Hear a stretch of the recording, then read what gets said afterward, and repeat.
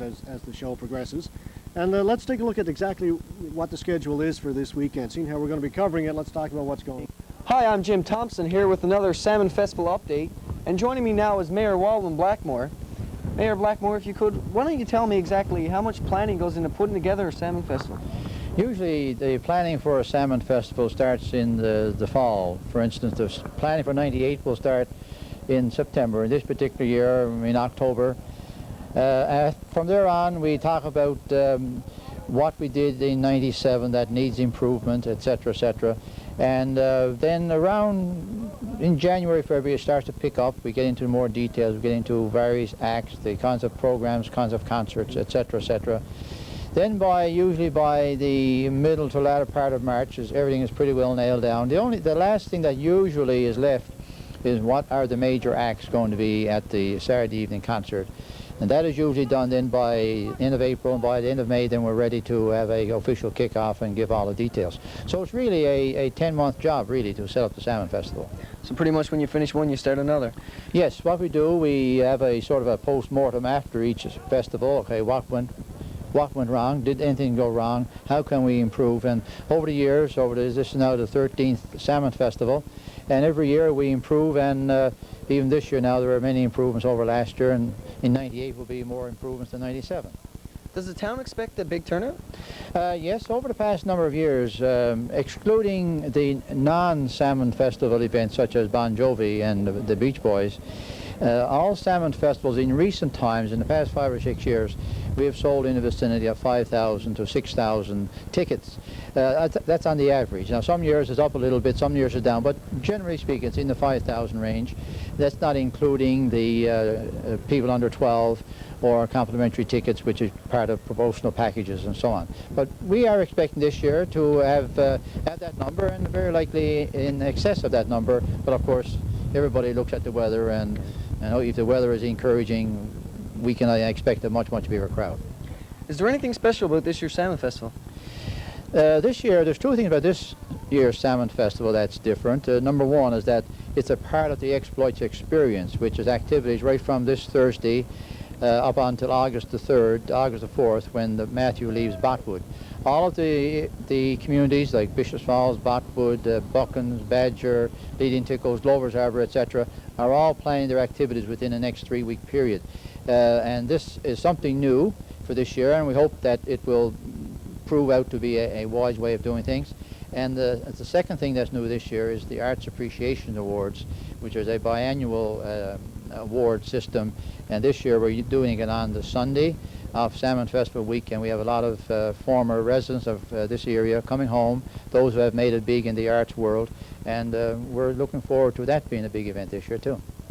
Are there any accommodations being made from the guests coming in from out of town, out of the province here in the town? Yes, we have the campground at Redcliffe, where we can accommodate up to 400 to 500 campsites. Right now there's a continual list of calls for that, and we are well over 100 campsites already booked. That's up to yesterday. I would suspect that by Saturday that we could probably have 200, 250 campsites. And that's people from outside of Grand Falls-Windsor who are probably maybe half a dozen to some campsites. And we look at that as being an indication that we are getting quite a few people from outside of the immediate Grand Falls-Windsor area. Now also this weekend there will be an Arts Appreciation Workshop. Yes. Why don't you tell us a little bit about the background on that? Okay, 6 years ago, just after amalgamation, we arranged a meeting with the people in the arts community to talk about some sort of recognition, some sort of an appreciation and encouragement for people involved in the arts, whether it be drama or visual arts or dance or music, whatever the case might be. And we decided that every 2 years we would have an award night.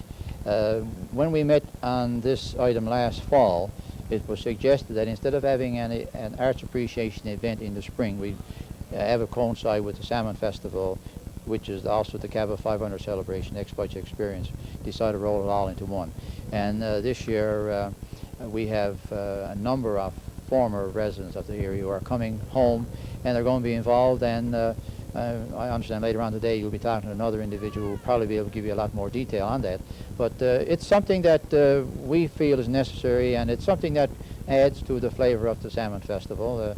It's another different kind of event that would attract other people who might not be necessarily interested in a major concert, but they would be interested in some other aspect. And that's the idea, to get as many people, as many groups as possible involved in the Salmon Festival, so it's for everybody.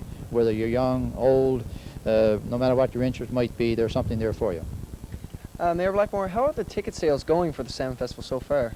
Up to a few days ago, everything was pretty well on par with other years, which would mean that we should be in the vicinity of 5,000 to 6,000.